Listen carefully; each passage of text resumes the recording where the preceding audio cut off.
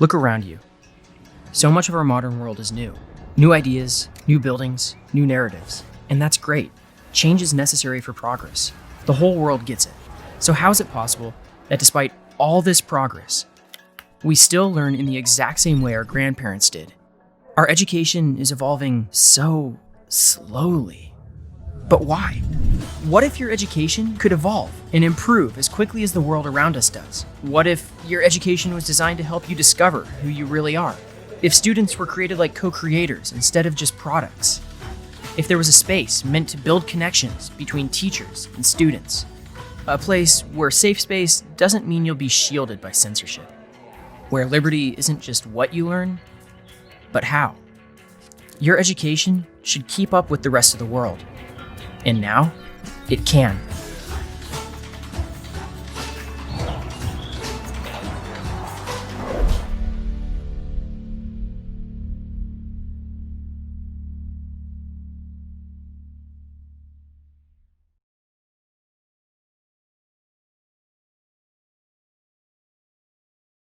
Buenas tardes, queridos amigos del arte.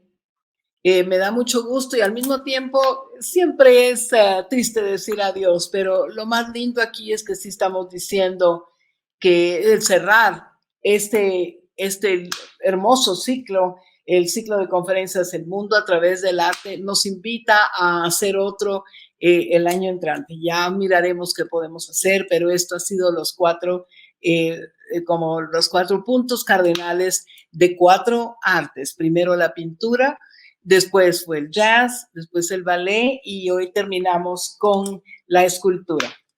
Así pues, este último será presentado por el Festival Internacional Bravísimo y el Departamento de Artes Escénicas de la Universidad Francisco Marroquín.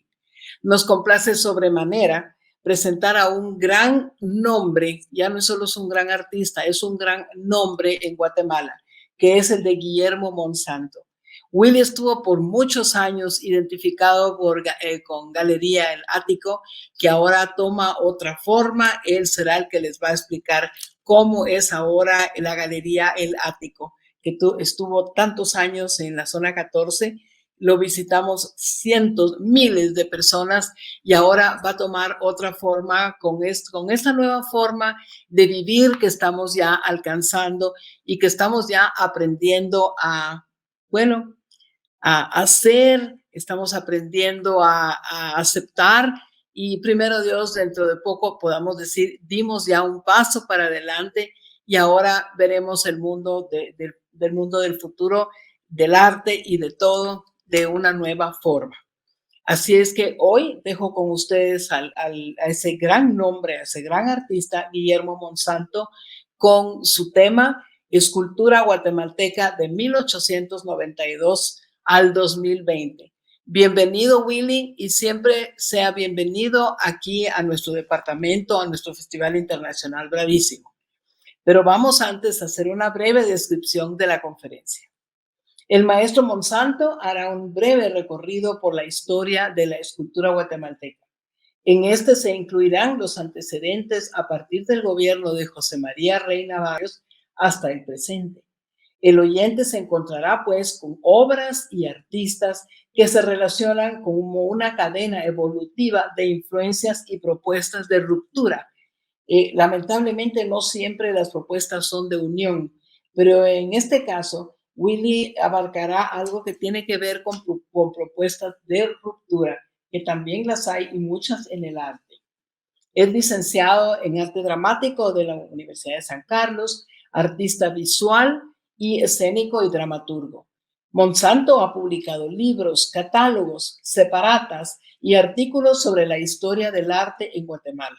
El teatro del Museo Casa Santo Domingo lleva su nombre a partir del 2008.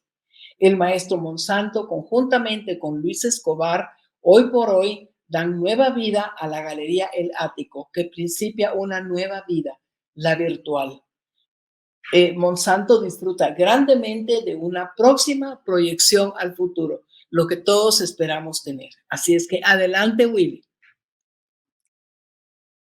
Es un verdadero honor y un verdadero gusto poder presentar esta tarde la conferencia de escultura guatemalteca de 1892 al 2020 disertada nada más y nada menos por nuestro licenciado en arte Guillermo Monsanto, quien aparte de todo lo que ya hemos escuchado, pues es una persona que ha dado su vida entera a prácticamente todas las manifestaciones artísticas de Guatemala, nunca dejando por un lado la inserción de las mismas dentro de nuestro ámbito político, económico y social. No habla solo por hablar, todo lo practica prácticamente, es dramaturgo y tiene escuela de arte, de drama, de teatro, es pintor y realiza pinturas, es escritor, de hecho tiene columnas permanentes en medios de comunicación y eso hace que Guillermo, Willy Monsanto, para todos los que estamos más cerca de él, tenga una credibilidad muy grande y realmente un nombre, como decía Geraldina al principio, en el ámbito guatemalteco. Voy a aprovechar aquí para decir que lo que dice lo practica. Atrás de mí pueden observar una pintura de Willy Monsanto de hace unos 5 años atrás, que estuvo en una exposición individual allá en el Hotel Museo Spa Casa Santo Domingo. Muchísimas gracias, Willy. Buenas tardes y qué honor. Bienvenido. Lo dejo con todos nuestros visitantes, todo nuestro público, para que usted nos deleite con esta conferencia de la escultura guatemalteca de 1892 a 2020 esta tarde. Muchas gracias, Ana Claudia. Muy honrado de estar con usted y con Geraldina en esta plataforma y con el público que nos está viendo. Es un tema muy amplio y tenemos poco tiempo. Voy a tratar de mostrarles todo lo que busqué. Vamos a ver algo de escultura monumental, vamos a ver algo de escultura doméstica, pero vamos a ver cómo va evolucionando la escultura en Guatemala. Algunos libros de historia del arte han sugerido que en Guatemala no existe realmente una escuela escultórica, pero si hay algo en Guatemala son escultores. Estoy empezando con esta imagen porque la primera escultura monumental realmente, además de la fuente de Carlos III que teníamos, son los 4 apóstoles que estuvieron frente a la Catedral Metropolitana antes del terremoto de 1917-18. Estos fueron creados por Cirilo Lara y es un antecedente de los antecedentes, fueron diseñados por Juan Bautista Frener, pero quien los ejecutó fue Cirilo Lara. Si Cirilo Lara tuvo una larga vida, él fue también el que talló la Virgen de las Angustias de la casa de la iglesia de Yurrita. Si no, fue su hijo. Se da un hecho que no tiene nada que ver con las artes visuales, y es que al lado izquierdo tenemos nosotros el cementerio San Juan de Dios, donde está ahora el hospital, y el nuevo cementerio, el cementerio general, que en 1881 es el que a donde se trasladan los restos de los muertos que estaban en el San Juan de Dios. Y se da un hecho fortuito para la escultura y para la arquitectura también. En 1884 ingresa a Guatemala la familia Durini. Esta familia eran contratistas extranjeros, tenían arquitectos, tenían ingenieros, tenían escultores, tenían dibujantes, trasegaban también otro tipo de aparatos industriales, todo esto a través de las exposiciones universales de Europa y de las conexiones que tenían. Y estos señores vienen a Guatemala a crear algunos mausoleos y se dan cuenta, tanto Lorenzo como Francisco Durini, que hay un gran mercado en Guatemala y empiezan a explotar primero a través de los mausoleos. Más adelante, bajo las órdenes del presidente Reina Barrios, empiezan a crear en Guatemala un pequeño París. Cuando Reina Barrios asume el poder, le toca inaugurar la tumba de Justo Rufino Barrios. Eso es en 1892 y es una de esas grandes propuestas funerarias que vienen a Guatemala y que Belús Carrier consideró su mejor trabajo funerario. Hoy lamentablemente lo están destruyendo porque lo están desmembrando poco a poco para fundirlo. Pero entre esas piezas también se empiezan a gestar otro tipo de esculturas públicas, eh, que Francisco Durini modela en Guatemala y manda a Europa para fundir. En este proceso y en la demanda de este tipo de esculturas es necesario traer a Guatemala a distintos tipos de escultores, especialistas, algunos marmolistas, algunos talladores, otros escultores modeladores, y entre ellos viene Andrés Galeotti, el papá de Galeotti Torres. Entonces, y viene porque este monumento a García Granados es muy complicado de construir y fue necesario la participación de 2 escultores con mucho conocimiento para poder armarlos. El segundo fue Justo de Gandarias y Planzón. Este es el boceto que se fue en barco a Europa a fundir del Justo Rufino Barrios, que está hoy en el ferrocarril y que en su momento estuvo frente al Palacio de Mármol, también decorado con muchas esculturas, y que se inauguró junto con el de García Granados y otros monumentos más en el año de 1896. La idea era embellecer la Avenida de la Reforma con otro tipo de escultura más monumental y de darle la entrada de la Avenida Reforma, en ese momento 30 de junio, al Museo Nacional, que era lo que conocemos nosotros como el Palacio de Mármol. Aquí vemos la Estatua de la República, que está en el monumento a Justo Rufino Barrios, y es una pieza muy particular que corresponde a los cánones franceses del siglo XIX. Y tenemos la vía Algeria en la Avenida de la Reforma. Este edificio era la casa de doña Algeria Benton de Reina Barrios, esposa del presidente, y quedaba en las afueras de la ciudad sobre el Boulevard 30 de Junio. Como podrán ver, hay una escultura enfrente, ahora están los toros y otros, bueno, los toros están más abajo, y ahora es la Embajada de los Estados Unidos de Norteamérica.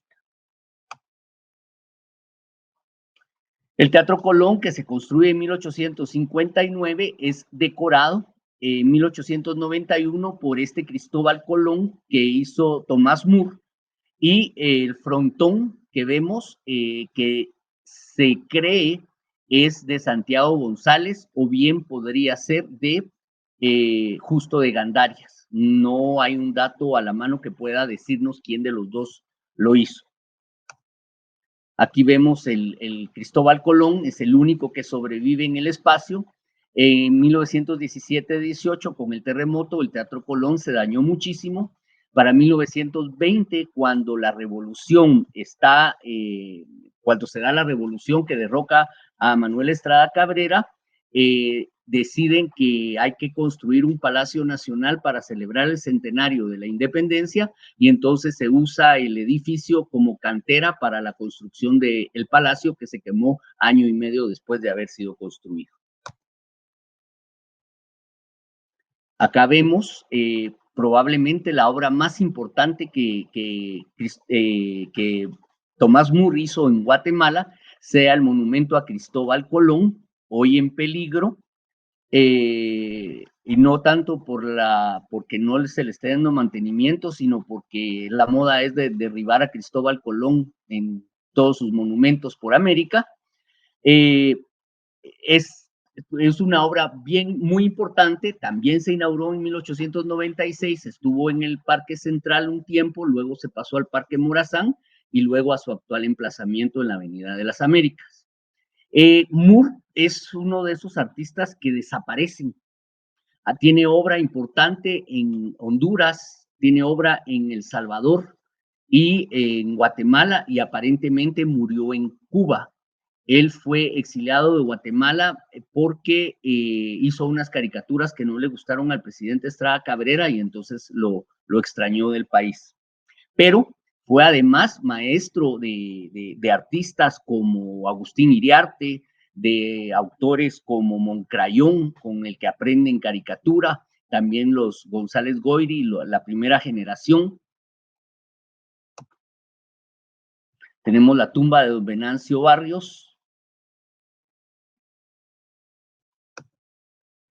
Y tenemos entre los protagonistas principales que vienen a Guatemala a Justo de Gandarias y Planzón, 1846-1933, y que es un artista que es muy particular porque fue artista de Alfonso XII, del rey Alfonso XII. Tiene obra monumental en Madrid, en San Francisco el Grande, por ejemplo, un San Judas Tadeo, y esta pieza que se llama La Armonía fue la manzana de la discordia en su carrera y la que prácticamente lo trajo a Guatemala. Esta pieza ganó en la Exposición Universal de 1878 la tercera medalla, siendo el único artista español premiado en esa contienda.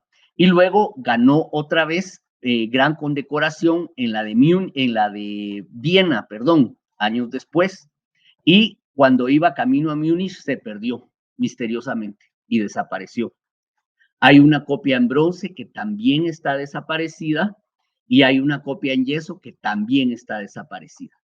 La cosa es que Gandarias es de los artistas que vienen a Guatemala el que mayor reputación internacional tiene en ese momento. Y, por ejemplo, podemos ver obra de él en la Casa Yurrita hacia 1910, que tiene decoraciones interiores, exteriores, frescos, trabajos de artesonado, o sea, una serie de obras, y que también pudiera haber sido el arquitecto el que dibujó o que diseñó esa casa. Acá tenemos el templo de Minerva. Arriba tenemos el tímpano construido por Santiago González, un venezolano que había trabajado con Rodán como su ayudante y que viene a trabajar con la casa contratista de Doninelli, con quienes hacen, junto a Baldomero Yela y a otra serie de artistas perdidos en el tiempo, muchas esculturas y decoraciones para distintos tipos de edificios. Acá tenemos un medallón de Santiago González.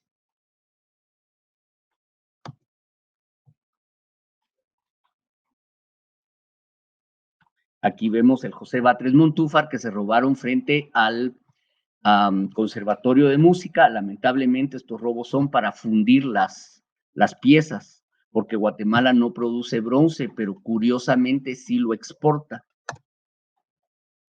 Julio Dúa, que pertenece a la bisagra del entresiglo, es un escultor que se ciñe a la tradición académica y a la tradición religiosa, escultórica religiosa, pero que tiene una carrera internacional de importancia porque sus piezas viajaron al Vaticano, viajaron a toda América Latina y hay en Estados Unidos y en distintos países.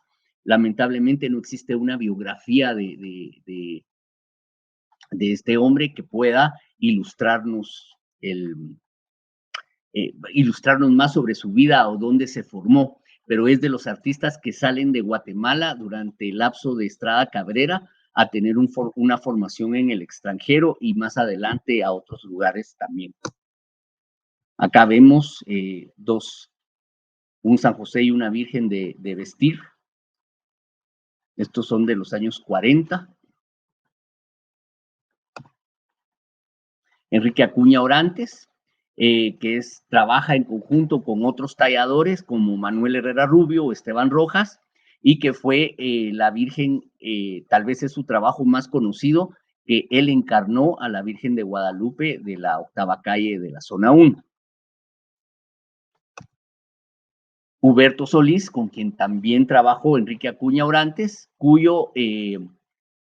cuya escultura más famosa y más celebrada es la de Santa Delfina de Signé.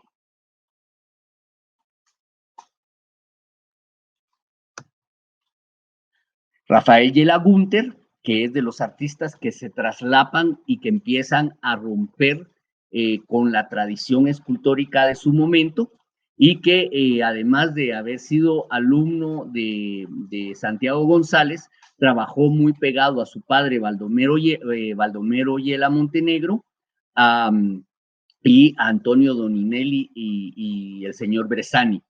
Ellos, al morir Santiago González, Rafael Yela Gunter asume el papel que tenía como jefe del taller de González y se queda trabajando ahí hasta el final de su vida. Acá vemos una pieza doméstica de Rafael Yela Gunter. De Yela Gunter, entre su obra pública, tenemos el Obelisco, tenemos el Parque Central de Quetzaltenango, el Parque Juárez de Quetzaltenango, el Muñecón y el Cristo de la Penitenciaría, cuya fundición está en dos museos. Uno es el Museo Nacional de Arte Moderno y hay otra réplica en el Museo Fumba. Rafael Rodríguez Padilla, un artista explosivo en muchos sentidos, cuya mayor obra sería el monumento funerario de los Castillo, el Lorenzo Montúfar de la Reforma. Trabajó también en las integraciones artísticas del Palacio de Cartón, que era el Palacio Nacional que se quemó en 1923, y que además funda con otros 4 artistas la Escuela Nacional de Artes Plásticas. Hernán Martínez Sobral, Jaime Sabartés, Eduardo de la Riva y Rafael Rodríguez Padilla. Este monumento es ya un monumento que abarca el Art Deco, pero además tiene una historia detrás, que una de las modelos para sus cariátides, falsas cariátides, fue Antonia Matos. Y doña Antonia era una muchacha en ese momento de unos, 19 años, y empieza a hacerse notar a través de este pequeño primer escándalo. Las esculturas estaban desnudas y lo obligaron a taparlas. O su Lorenzo Montúfar, que es una mezcla de Art Deco con Art Nouveau en bronce, y cuya característica importante es que se fundió en Guatemala, no se fue al extranjero. Y esa fundición se hizo en el taller de Rafael Yela Gunter, y fue todo un proceso artesanal casi prehistórico, se podría decir, porque se abrió un hoyo en el suelo y la fundición se hizo de una manera muy atrevida y muy difícil de terminar.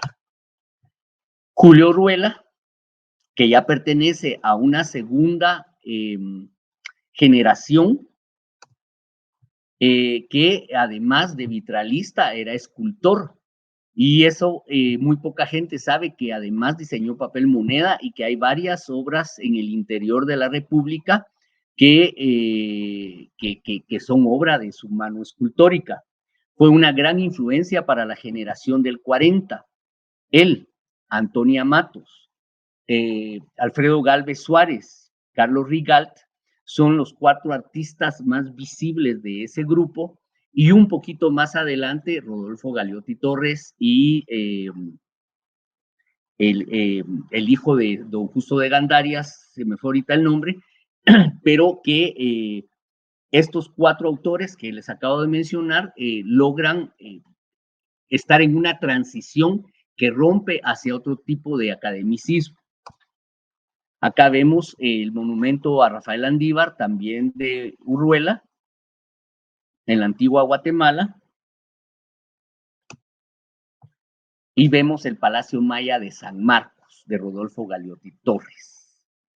Este edificio más o menos se construye al mismo tiempo que se empieza a idear el Palacio Nacional, y es un edificio curioso porque tiene muchas integraciones de ascendencia maya. Es un artista como escultor muy popular, asume lo que algunos académicos están llamando ahora el academicismo regional, con piezas muy robustas, ajustadas al Art Deco, y que pues vienen de las piezas propuestas por el propio Rafael Yela Gunter, o en lo conmemorativo, con monumentos por toda la República de Guatemala. Acá vemos otra pieza.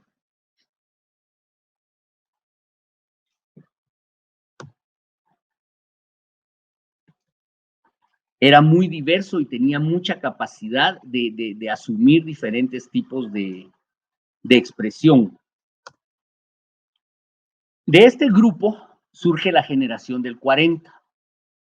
Entre ellos, Dagoberto Vázquez Castañeda, que fue un artista con una claridad absoluta de que la escultura tenía que tener un cambio, la obra de arte. Y él, Roberto González Goyri, Guillermo Grajeda Mena, del que hay una gran colección de obras en los vestíbulos del Juan Bautista Gutiérrez, y otros autores entran en la tarea de buscar una nueva forma de expresión, y esa nueva forma de expresión incluía la síntesis de la figura a través del juego que podía hacer con ella la luz. Además, Dagoberto Vázquez Castañeda resuelve un problema que no se podía en su momento realizar los murales en cemento de el centro cívico. Cuando se hace el centro cívico, se les pide a los artistas que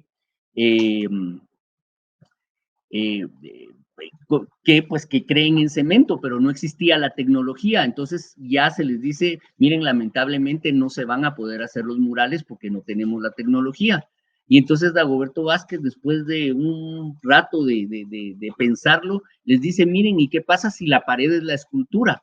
¿Cómo así? Bueno, pues se hace la formaleta y en la formaleta ya va de una vez dibujada la escultura. Y es así como logran crear estos monumentos del centro cívico. Guillermo Grajeda Mena, también de la generación del 40, se va con Dagoberto Vázquez a Chile, ya se van formados, ya se van artistas, se van a Chile y ahí consiguen permiso de trabajar en una universidad que les permitía explorar a partir de su conocimiento. Y ahí aprendieron diferentes técnicas, entre ellas una técnica que también es muy arcaica, por decirlo entre comillas, como es la escultura a la arena perdida. Esta es una piedra dura talla directa. Y acá tenemos su mural del centro cívico. Es un mural encriptado. Explicárselos llevaría un poco de tiempo, pero pueden ver la descripción en el libro Menagrafía, publicado por la Universidad Francisco Marroquín y el Banco Industrial, en donde se explica todo el proceso y todo lo que nos está contando este relieve.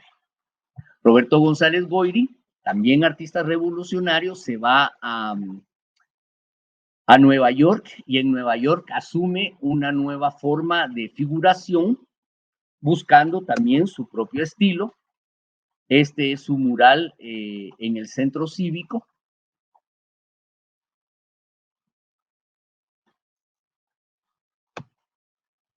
Y una escultura doméstica con un juego que pues, tal vez los más jóvenes ya no recuerden, pero el juego de la pita que nos entretenía mucho cuando no existía el internet y los teléfonos celulares. Arturo Tala García es un artista, ya falleció en los años 80, pero no tenemos el dato de cuánto. Trabajaba la piedra en dura, pero además tiene un papel muy importante en la construcción del centro cívico. Y es que él era el maestro albañil que dirigió las fundiciones de las piezas. De hecho, su nombre aparece en las firmas de algunos de los murales de los artistas, entre ellos los de Roberto González Goyri del Instituto Guatemalteco Americano IGA. Él, su alumna más conocida, que la vamos a ver más adelante, es Diana Fernández, a la cual le enseñó a trabajar la piedra dura.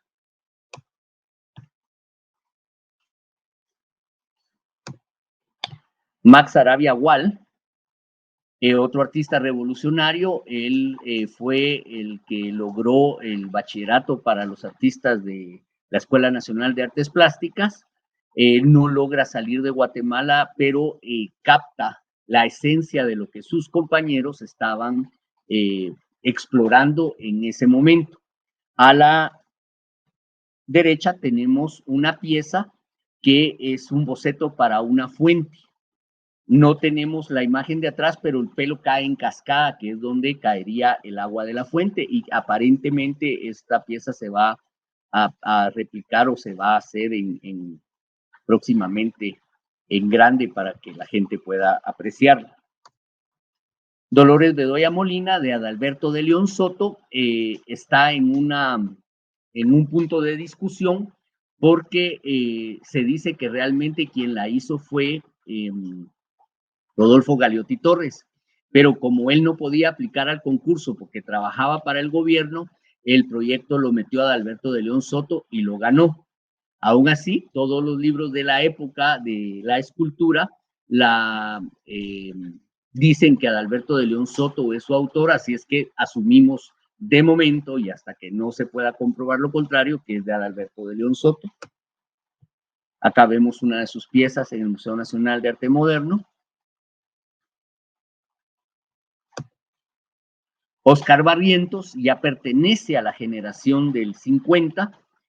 Son artistas que quedaron muy marcados en la última etapa del gobierno de Arves Guzmán, porque ese presidente trajo a Guatemala a un grabador mexicano llamado Arturo García Bustos, que para fundar un taller de libre grabado, pero con una intención política muy clara.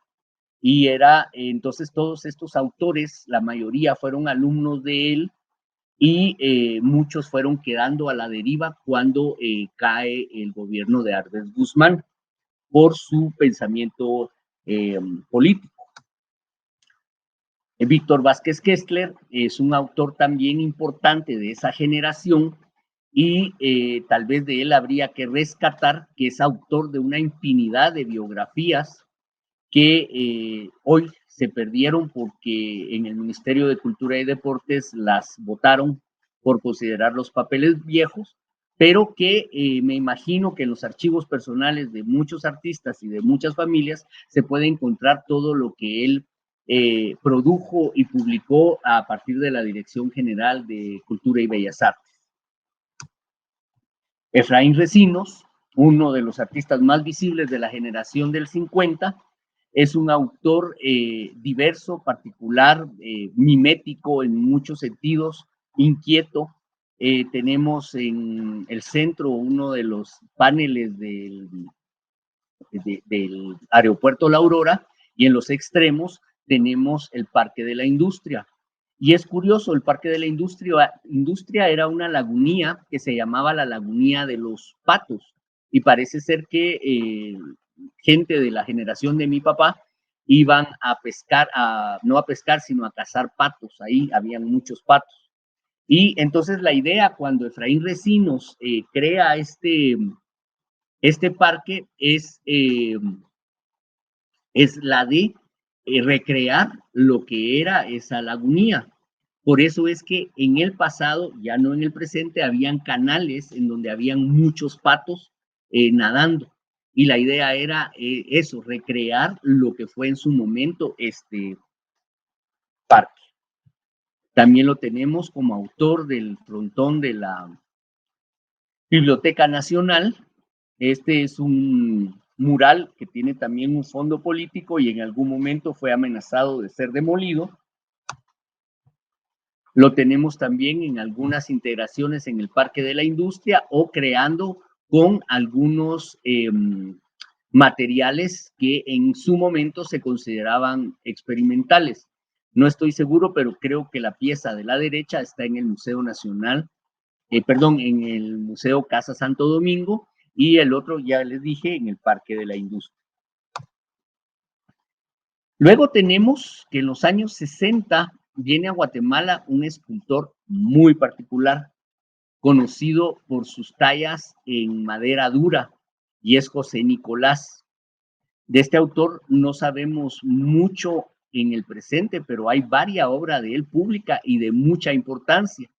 Él vino específicamente a Guatemala para restaurar en la época de Idígoras Fuentes el altar mayor de San Francisco en la zona 1. Por eso es que y logró integrar la idea del neoclasicismo con su propia visión plástica, ¿verdad? Y entonces aquí hay una ruptura fuerte porque en las iglesias, salvo las más contemporáneas, pues estamos hablando que no se acostumbraba a ver algo tan modernista. Él paró haciendo varios altares para varias iglesias y varias integraciones muy importantes, pero además tiene monumentos públicos, como el monumento público a la Madre en la Avenida de la Reforma, o la tumba del hermano Pedro en la antigua Guatemala. Y aquí tenemos que hablar que esta es un lugar de oración y de devoción, pero es un lugar en donde la gente tiene mucho contacto con esta escultura, porque la gente va a orar mirando esa escultura. Lo tenemos en la Universidad Francisco Marroquín, en un bronce de dimensiones, tal vez no son monumentales, pero que nos permiten ver su calidad como escultor, o el monumento a Santiago en el Cerro de la Cruz, que es un monumento muy importante que corona esa montaña y que vale la pena subir solo para visitar esta escultura.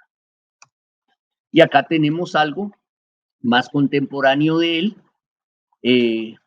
que buscando una línea personal de trabajo. De la generación del 60, vamos a hablar de Margarita Zurdia y se van a dar cuenta que es de la primera escultora que estamos hablando. No es la primera, porque la primera fue Antonia Matos, pero no encontré ningún ejemplo que mostrarles. Antonia Matos llega a los 16 años a la Escuela Nacional de Artes Plásticas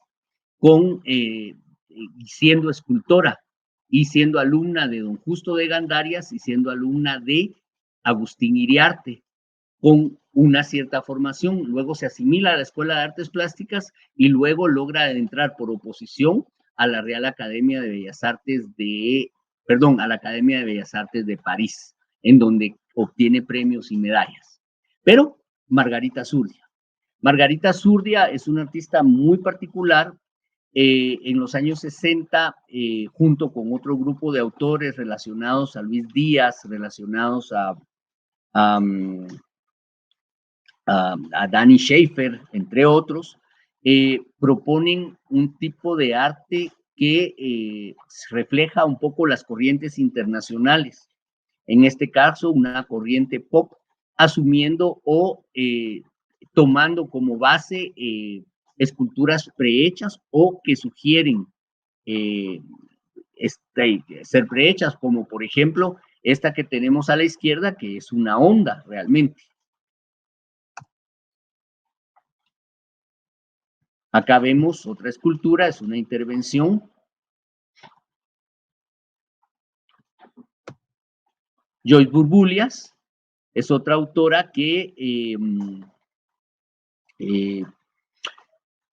asume estos lenguajes internacionales y nos da, por ejemplo, esculturas como esta, que puede ser reconstruida al infinito, con distintos tipos de materiales, y en este caso pues es como un gran Lego que uno puede ir construyendo hacia los lados como uno guste, quitando o poniendo piezas, etc. Acá tenemos una pieza que está en la Escuela Nacional de Arte Moderno. Estas piezas eran cromadas. Ella expone, de hecho, en la sala de la Escuela de Artes Plásticas, que se llama Enrique Acuña Orantes, y esta pieza se queda desde ese momento. Como el cromo se cayó, pues alguien la intervino y le puso, la trató de regresar un poco a su color natural. Esta está en la colección John Gotti, una colección muy importante porque ese coleccionista, junto a otros 3 o 4 nombres, son los que impulsan un incipiente mercado del arte en los años 60 a través de Juanio, a través de la Galería de S, a través de la Galería Vitorios y más adelante, hacia 1971, en la Galería El Túnel. Y Amy Bischoff, que sus estructuras no han variado en cierta forma desde los años 60, aunque pues ha tenido algún tipo de evolución. Es una escultora activa que tiene una presencia importante en nuestro medio.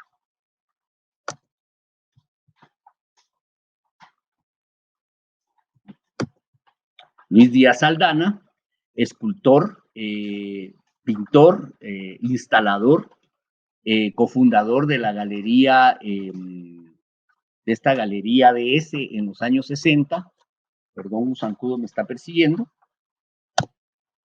y que también de alguna forma rescata la tradición mural a través de ciertos muros en concreto que hay en diferentes lugares. Este, por ejemplo, está en el Banco Industrial, en la avenida Roosevelt, ya entrando a la ciudad desde la antigua.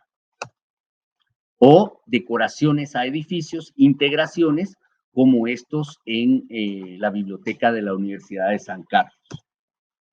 Manolo Gallardo, un artista académico, que además de pintor es escultor y que ha explorado diferentes materiales. Acá lo podemos ver como retratista. Esta pieza de Miguel Ángel Asturias está en el entronque con la carretera a la antigua Guatemala saliendo de San Lucas, o su pieza No al femicidio, que provocó un gran escándalo porque una vicepresidenta la mandó a retirar por considerarla impúdica. Ana María Martínez Obral, una de las primeras muralistas que tiene Guatemala. Tenemos aquí una pieza de las anécdotas de Quetzalcóatl, que ganó la Bienal de Arte País en los años 80, y que es una escultura de dimensiones variables porque se puede colocar de distintas formas. Es autora también de los murales de Tikal Futura, los cuales fue construyendo ella en un andamio con sus ayudantes, y que cuentan toda la historia de la cosmovisión maya. Marco Augusto Quiroa, que también produjo en algún momento esculturas, integraciones con mucho valor para ese momento, porque además nos están hablando de alguna forma de la política de esa época, como él la miraba. Y en este caso es una piraña que representa de alguna manera el poder. Roberto Cabrera, con sus relieves y sus muebles y artefactos. Elmar René Rojas, como pintor excelso y escultor en los últimos años de su vida, también de la generación del 60. Magda Eunice Sánchez, que como escultora debería de estar metida con el grupo de los años 90, empieza a hacer escultura en el taller de la escultora norteamericana Ray Leaf, después de 1991, 92 por ahí, y logra traducir su dibujo, la soltura de su pintura, a estas esculturas. Acá vemos algunas piezas de ella. Edgar Guzmán Schwartz, generación del 70, es un autor con cierta importancia, es grabador, es pintor, vive en México desde los años 70, pero ha venido a Guatemala a crear algunas obras, como por ejemplo el retrato de Efraín Recinos, que se localiza en distintos lugares emblemáticos de Guatemala, entre ellos Santo Domingo del Cerro, donde Efraín Recinos hizo sus últimas obras murales y otros proyectos. Acá vemos la cabeza de Rafael Rodríguez Padilla en la Escuela de Artes Plásticas, un Cristo en bronce. De este hombre tenemos que decir que él fue el que hizo la escultura de Juanito, el niño símbolo de Juanio, en barro. Francisco Tun, que no era escultor, pero intervenía lo que le caía en las manos y producía en los lugares donde pues otros artistas no miraban posibilidades, como jícaras o este peine gigante que se expuso no hace mucho en una exposición tanto en Casa Santo Domingo como en la Fundación País. Jorge Ibarra, otro autor que trabaja el barro y que hoy tal vez no es muy conocido, pero su actividad en los años 80, 90 era muy intensa.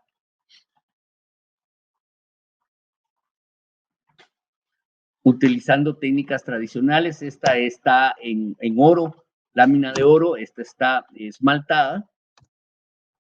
Luis Carlos, de la generación del 80, cuyo pues falleció a principios de este año, lamentablemente, hacia 4 de enero me parece. Es un autor muy importante porque además de revalorizar el precio de las esculturas en un mercado que ya estaba empezando a ser pujante, en 1989 funda la Galería Plástica Contemporánea, en donde expone y donde revaloriza a los escultores de la época. Gracias a él, los escultores empezaron a ganar sueldos dignos con su trabajo. Aquí tenemos a la izquierda una pieza doméstica y tenemos el monumento a la paz donde ponen la rosa personas destacadas. María Elena de Lamport, la segunda maestra de Magdalenice Sánchez, una artista graduada del Corcoran School of Art, pintora también, pertenece a esa generación de artistas mujeres que rompen con los espacios que generalmente no se les otorgaban en el pasado, desde los años 80. Diana Fernández, que ya platicamos, alumna de este artista de la generación del 40, Arturo Tala, que trabaja piedras duras y que también hace bronces. Alabastros, trabaja maravillosamente. Beverly Rowley, artista canadiense, que además tiene su grupo Primeros Cinceles, y que alrededor de ella hay autores que han tenido una segunda oportunidad de expresión, como por ejemplo David Ordóñez, que es un escultor maravilloso y muy colorido, y que según yo ya debió haber salido por acá, así es que vamos a ver si viene más adelante. Germania, otra autora que el tema femenino trabaja maderas de nudo, un poco no tan duras, pero muy moldeables. Aquí está David Ordóñez, que el colorido es extraordinario y la idea de este tipo de escultura con una esencia tan chapina que tiene una vida muy particular. Regina Prado de Batres es una artista de la generación del 60, pero yo diría que de los artistas que hasta el momento hemos visto, una de las carreras más largas y además una carrera cambiante. Por el espacio y el tiempo no les metí más esculturas, pero va desde la escultura figurativa hasta este tipo de propuestas que son ya más instalaciones. Su evolución en la pintura, en la investigación, en la instalación, realmente son ya verdaderos proyectos. Está incluida en un Who is Who del arte latinoamericano femenino. Lourdes de la Riva, tenemos una escultura de ella en la plazoleta que da a los dos museos Ixchel y Popol Vuh, que también está explorando cosas que ella considera un poco más orgánico, y en este caso estamos viendo, según me da la impresión a mí, los restos de una construcción ya revalorizados desde otro punto de vista artístico. Es la autora de este monumento en frente al Estadio Nacional. Ana María de Maldonado, que muere en 1995, nace en el 47, y es una artista cuyo valor es muy particular porque también fue una voz que siempre luchó porque la mujer fuera aceptada como artista y no como artista mujer. Esta pieza es emblemática, muestra los lugares donde apareció el cáncer que se la llevó. Ray Leaf, norteamericana, viene a Guatemala en 1990 y a lo largo de ese tiempo logra influenciar a muchos artistas jóvenes, presta su taller a artistas para que vayan a explorar otro tipo de escultura y que trabajar con materiales con equipo muy sofisticado. Max Eduardo Leiva, de la Escuela de Artes Plásticas, el único asistente que tuvo Dagoberto Vázquez en vida y un autor diverso e internacional. Tenemos piezas de él en muchas partes del mundo.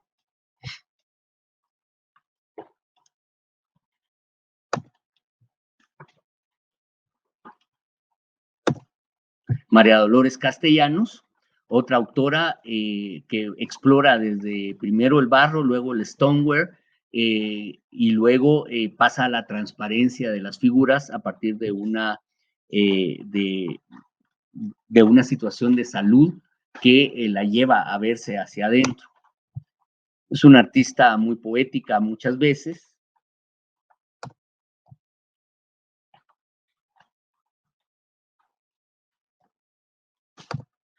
Tenemos un poco una esencia barroca si nosotros queremos ver en esto. Ese horror al vacío que maneja el guatemalteco, el cual ella logra llenar con mucha gracia. Es además grabadora y conoce de restauración. Eduardo Halfon, que en sus piezas más recientes lo que hace es dejar hablar a la piedra lo que ésta le da y en base a lo que él percibe, trabaja o no la pieza. Acá tenemos algo figurativo.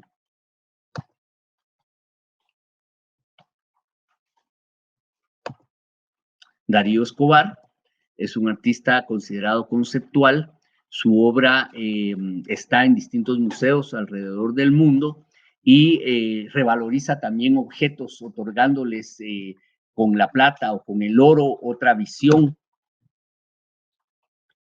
Crea conjuntos que pueden ser de dimensiones variables o esculturas con objetos cotidianos. César Silva, generación del 90. Sergio de Gandarias, generación del 90. Marlon Barrios, en su momento del grupo La Torana, también tomando ciertos tipos de objetos y volviéndolos a su lenguaje. Este es para jugar futillo. Un cassette con espinas que nos recuerda mucho las ceibas. Su propuesta de marimba con un mecapal. Eric Menchú, con una instalación de esculturas de dimensiones variables. Relieves, por ejemplo, el relieve que está en el Hotel Ritz, en la zona 1, en la entrada principal de grandes dimensiones. Josué Romero, que interviene algunas figuras ya que tienen su impronta o que trabaja algunas de su inspiración. Podemos ver mucha obra de él en el Museo Casa Santo Domingo. El colectivo Hecho en Guatemala, que también es una frontera, son artistas que sabían pintar, que conocen la técnica de la acuarela, del óleo, que tienen una concepción, pero que están explorando también otros medios de expresión con otros materiales. Pati de Valladares, Algunas de estas obras trabajadas con Tacha Ayala, también del colectivo, Carol Yurrita de Maceli, que ha estado trabajando el tema de las hormigas desde hace unos 4 o 5 años y que tienen que ver mucho con esa intimidad en el hogar. Ángel Pollón ya es generación del siglo XXI, son artistas que rompen con la tradición de sus pueblos. Fernando Pollón, ya sea Comalapa o los pueblos a la orilla del lago de Atitlán, y proponen otro tipo de escultura con un concepto. Mario Santizo, también grabador, en este caso, él a veces asume el papel de la escultura, son figuras a veces inquietantes. Rodrigo Santa Cruz Anquisi,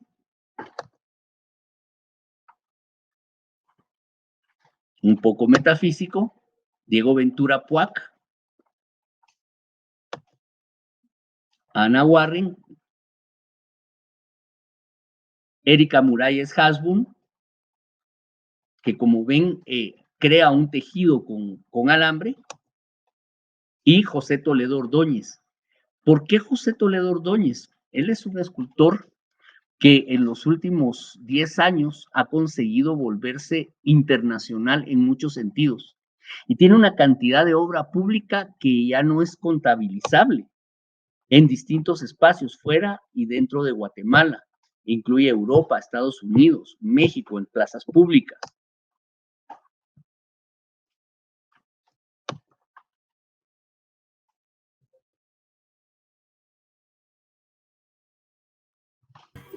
Querido Willy, realmente escuchar esta conferencia es viajar en el tiempo, en el arte.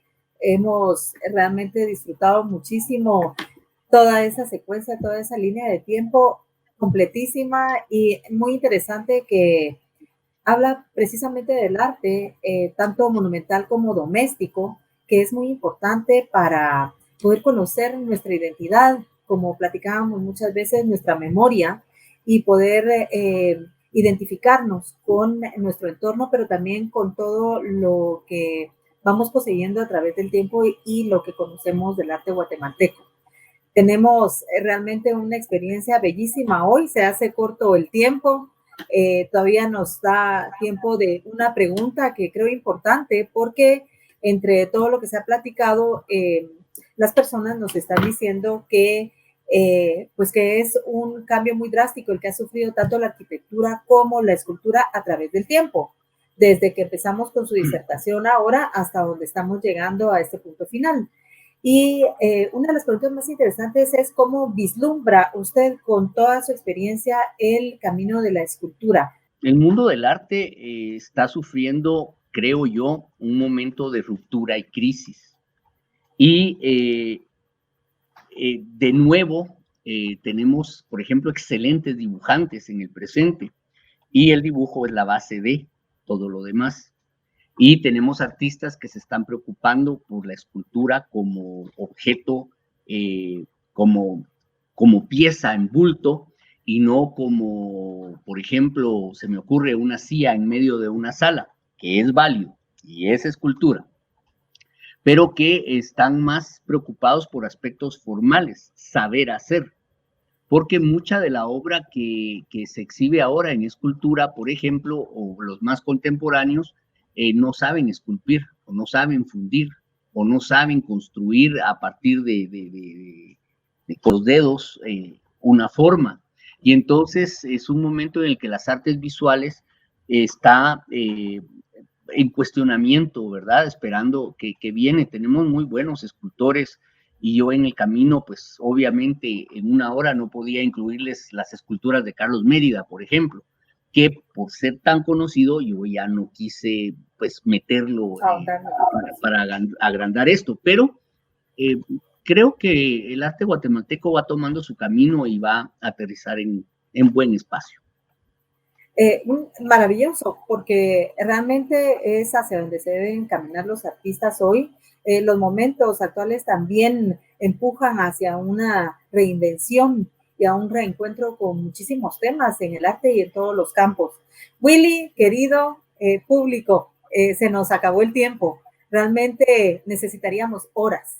Necesitamos otra tanda de estas maravillosas actividades para el próximo año y primero Dios seguir escuchando sobre este tema que realmente es poco conocido, es un tema que no se ha trabajado mucho y que si nos damos cuenta nos está rodeando la escultura en las calles, en los edificios, en nuestras casas y a veces no sabemos ni de qué se trata y es muy importante para todos el reconocer esto y ver de dónde viene nuestra historia y todo lo que hacemos. Así que le mando un abrazo a todos, muchas gracias por conectarse y esperemos que esto los haya enriquecido muchísimo en este tema. Muchísimas gracias.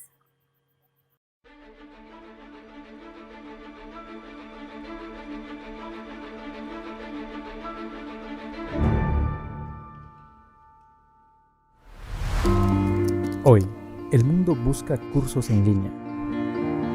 Hoy, el mundo sigue las tendencias del mercado. Hoy, el mundo necesita emprendedores. Hoy más que nunca, el conocimiento se dispersó y la Universidad Francisco Marroquín no cerró, se multiplicó en diversos hogares.